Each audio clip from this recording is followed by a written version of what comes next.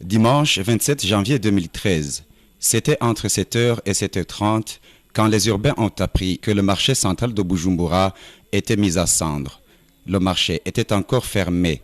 De loin, on pouvait voir un feu ardent et une grosse fumée. Ceux qui ont été plus rapides et courageux ont pu sauver quelques marchandises. À l'extérieur, beaucoup sont ceux qui assistaient impuissamment, les larmes aux yeux, à leurs marchandises s'envoler en fumée, des marchandises dont on ignore jusqu'à présent la valeur réelle.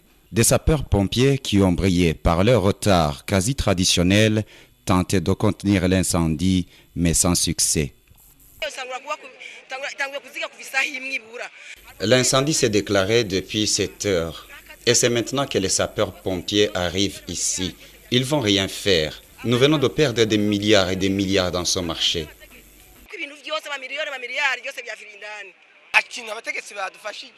Les autorités ne nous ont aidés en rien. Il y avait un seul véhicule anti-incendie. Certains voulaient se donner la mort. Ils voulaient pénétrer dans le feu à cause de l'argent des banques qu'ils laissaient dans son marché. En début d'après-midi, Kigali a dû voler au secours de Bujumbura en mettant à sa disposition 3 hélicoptères spécialisés dans la lutte contre les incendies.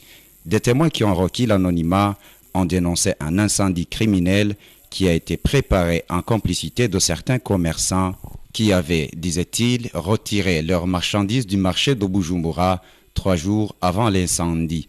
Mais le rapport de la commission d'enquête chargée de faire la lumière sur les causes de l'incendie a soutenu l'origine de la cause accidentelle de cet incendie. Que l'incendie qui a ravagé le marché central de Bujumbura est d'origine accidentelle. Si ce n'est pas accidentel, ce serait peut-être la volonté de Dieu pour que nous bénéficions d'un nouveau marché ultra-moderne. Ça, c'est Edouard Ndouimana qui l'a dit devant les députés. Plusieurs arrestations ont suivi cet incendie. C'est entre autres l'arrestation de l'ancien maire de la ville de Bujumbura, Maître Evra Giswaswa, et du directeur général de la Sogemac, Cyprien Rougavier, accusés tous les deux de complicité dans la gestion frauduleuse du marché.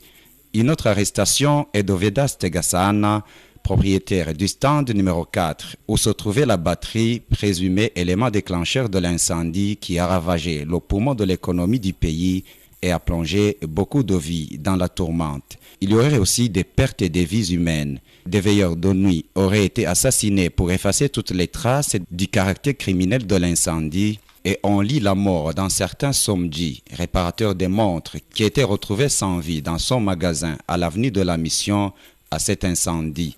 Au cas où l'incendie du marché central serait criminel, qui l'aurait incendié? Et pour quel motif?